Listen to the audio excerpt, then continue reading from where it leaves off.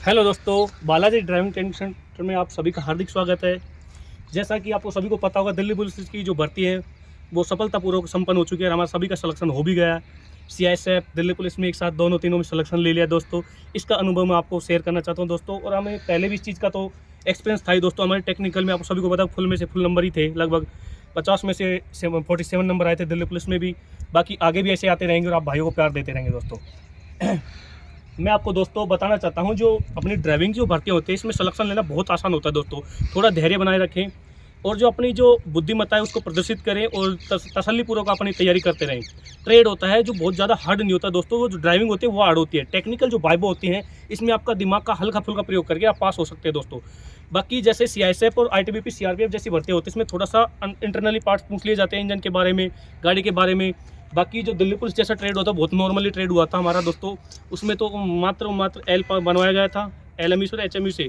आपको मैं बताना चाहूँगा दोस्तों, जो टाटा 4-7 गाड़ी होती है ये फोर्स के लिए बहुत बेहद ज़रूरी होती है। जैसे दिल्ली पुलिस में भी, बाकी जो अपनी सीआईएसएफ की जो भर्तियाँ होती है इसमें भी अपने टाटा 4-7 से ट्रेड हुआ था दोस्तों, ध्यान रखना काफ़ी सेंटरों में। और आने वाली जो ITBP CRPF राजस्थान पुलिस जैसी भर्तियाँ हैं इसमें भी टाटा 4-7 को प्रेफर किया जाता है, क्योंकि ये लाइट मोटर व्हीकल है। और ये जो अपनी जो डेली रूटीन की जो काम होते हैं उसमें सहयोग बहुत करता है दोस्तों। ड्राइविंग टेस्ट देते टाइम दोस्तों आपको सभी को पता होना चाहिए अपनी जो क्या क्या रूल फॉलो करने चाहिए दोस्तों ट्रेड के टाइम में। आप सबसे पहले तो अपने जो पोजीशन है उसको कंट्रोल करके रखें दोस्तों। उतावले ज़्यादा हो जाते हैं काफ़ी बंदे, तो उसमें बेल्ट लगाना ही भूल जाते हैं। दिल्ली पुलिस में 86 नंबर वाला दोस्त मेरा एक था फ्रेंड, वो सीट बेल्ट लगाना भूल गया। ये भी कोई बात है दोस्तों, तो आपको ध्यान रखना है दोस्तों।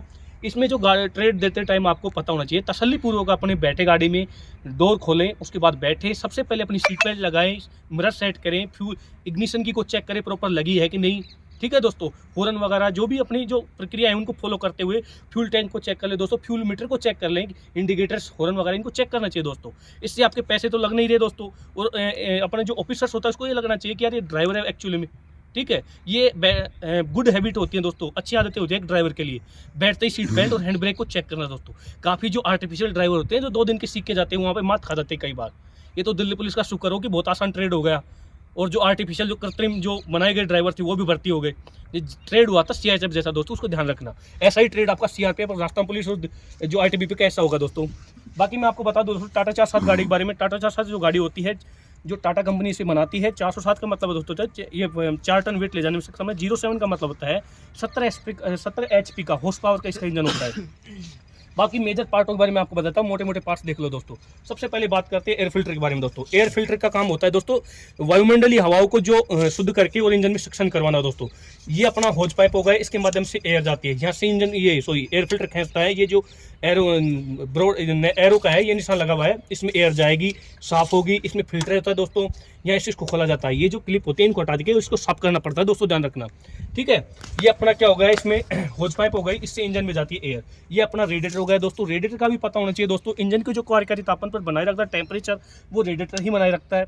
रेडिएटर जो पार्ट है किसका बना होता है, एल्यूमिनियम और कॉपर का बनाया जाता है। ये सभी को पता होगा, तो बताने की जरूरत भी नहीं है।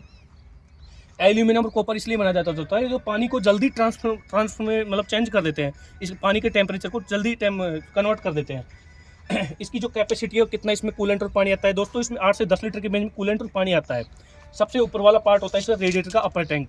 बीच में होता है दोस्तों रेडिएटर का कोर होता है, जो एल्यूमिनियम और इसकी बनी होती है, जो फिन्स और ट्यूब्स होती हैं। सबसे नीचे होता है लोअर टैंक।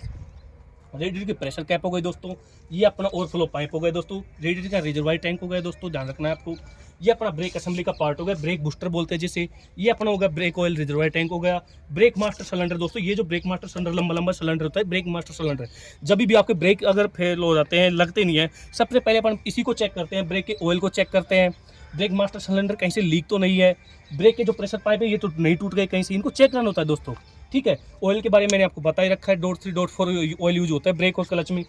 ये अपना क्लच मास्टर सिलेंडर हो गया, क्लच रिजर्वायर टैंक हो गया दोस्तों। ठीक है, ये अपना वाशर फ्लूइड जो अपने विंड स्क्रीन पे जो अपना पानी और जो लिक्विड जो थ्रो करता है, यहीं से पानी स्टोर रहता है। तो उसमें एक मोटर लगी होती है, ठीक है, मोटर वहाँ से जैसे अपन कमांड देते हैं वाइपर की, यहाँ से पानी थ्रो होता है, नोजल्स के द्वारा पर थ्रो करता है और वाइपर साफ होता है दोस्तों। आगे बात करते हैं दोस्तों इंजन के बारे में। इंजन वही दोस्तों, इंजन टाटा 4-7 का इंजन मैंने आपको बता रखा है, 4 सिलेंडर गाड़ी है। और 17 HP का इसका इंजन है। सीसी की बात करें तो 2956 यानी कि 2956 सीसी का इसका इंजन होता है दोस्तों।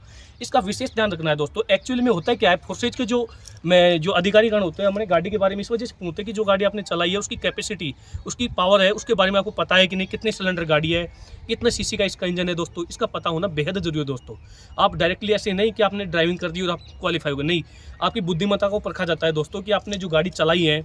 आपसे काफ़ी बार ये भी पूछ लिया जाता है कौन सी गाड़ी चले, तो आप कोशिश ये करें कि जो गाड़ी आपने चलाई उसके बारे में आपको नॉलेज हो, वही गाड़ी उनको बताएं। ठीक है दोस्तों, ऐसा नहीं कि आप बता रहे हैं कि टाटा 407 और चलाई आपने बोलेरो है, फिर आप फंस जाएंगे। आगे बात करते हैं दोस्तों, इंजन की कैप हो गई दोस्तों, ये इंजन का टेपिट कवर हो गया दोस्तों, ये पूरा, ये अपने डीजल फिल्टर हो गए प्राइमरी और सेकेंडरी, ये अपना FIP पंप हो गया दोस्तों। अब मैं आपको बोल रहा हूँ कि इसमें जो अपने गाड़ी को जो जांच की जाती है कितने सिलेंडर गाड़ी है, इनको देख के जांच किया जाता है दोस्तों। ये अपनी क्या होता है, नोजल या प्रेशर पाइप बोलते हो आप इनको, 1 2 3 4, ये 4 सिलेंडर गाड़ी है दोस्तों, ध्यान रखना। ठीक है, ये इसमें अपना थर्मोस्टेट वाल्व हो गया दोस्तों। ठीक है, ये अपनी बाईपास पाइप हो गई, ये अपना क्या हो गया दोस्तों, यहाँ पे अल्टरनेटर हो गया, ये वैक्यूम पाइप हो गए दोस्तों, ये अपना वाटर पंप जिसको वाटर बॉडी बोलते हो आप, लोअर टैंक से जो पानी को खींच के और इंजन में प्रवाहित करता है वाटर पंप ही करता है दोस्तों, ध्यान रखना इसका। ये अपने हेडलाइट हो गई, ये अपने इंडिकेटर्स हो गए, इनके बारे में कोई बेहद जानकारी आपको बताने की जरूरत नहीं होनी चाहिए। आप ड्राइवर हैं और आप इस चीज़ को फॉलो करेंगे। Thank you.